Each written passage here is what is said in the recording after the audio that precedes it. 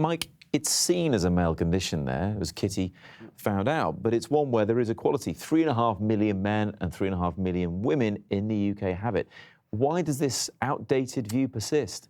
Interesting, isn't it? So I think it goes back to the Hollywood heart attack of the businessman who clutches his chest, he's busy, he's stressed, and he has a heart attack. That is simply not the case. It's a myth which has kind of got embedded into patients' and doctors' minds to some extent. So even I, in my surgery, you know, my antennae are out when a man comes in with symptoms which could be heart disease, less so with a woman. And the problem with it is that if the awareness isn't higher, the diagnosis is not thought about, as in Kitty's case, and the diagnosis is not made, and therefore the treatment is not given, and that can result in a fatality. Yeah, you're right. I mean, it's not easy, as we saw with Kitty there, to get the symptoms checked out, but it's not easy for anybody, and there aren't always symptoms either.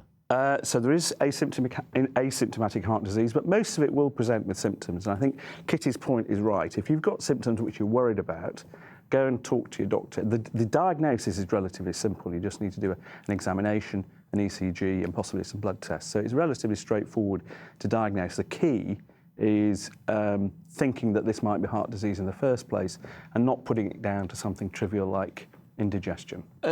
Is there a good way for everyone to keep an eye on their heart health?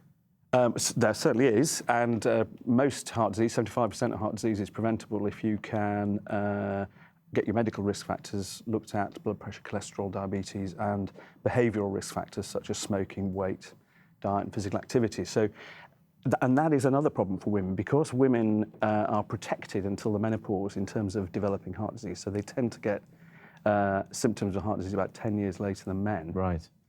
Why are they protected? Well, that's very interesting, and the BHF is investing significant amount of money into research, which is what the British Heart Foundation is fundamentally about, is giving grants to researchers. So, for instance, at UCL, University College London, Steve Humphreys and a PhD student of his have discovered a gene in women which seems to predict risk, which doesn't do the same in men. So it must be something to do with the nature of the genetics and estrogen and then the disease itself.